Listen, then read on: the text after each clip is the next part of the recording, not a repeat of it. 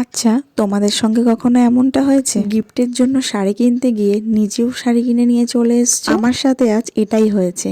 সামনেই একটা বিয়ে বাড়ি আছে, তাই আজকে চলে গেছিলাম বিমল শাড়ি সেন্টারে একটা গিফটের জন্য শাড়ি কিনবো। আর ওখানে গিয়ে এই শাড়িগুলো আমার এত পছন্দ হয়ে গেছিল।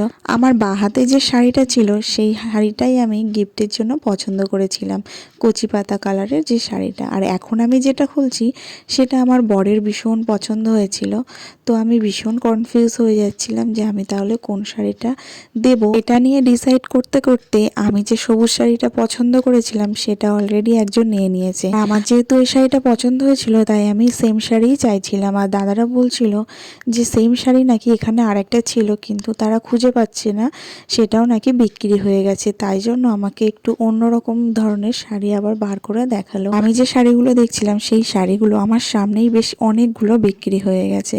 ভীষণ সুন্দর ছিল শাড়িগুলো। ওই সেম শাড়ি যেহেতু আর পাওয়া যাচ্ছিল না তাই জন্য আবার আমাকে একটু অন্যরকম ধরনের শাড়ি বার করে দেখালো।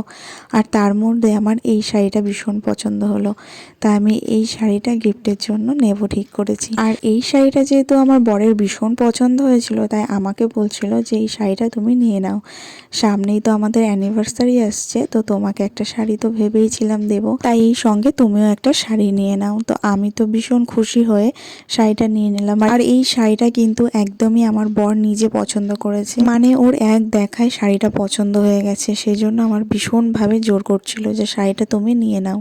আর আমিও তো ভীষণ খুশি হয়ে শাড়িটা কিন্তু নিয়েই নিলাম। কোনো কিছু আশা না করে, কোনো কিছু না ভেবে যদি কোনো গিফট পাওয়া যায় তাহলে কিন্তু সেটা আলাদাই আনন্দ হয়।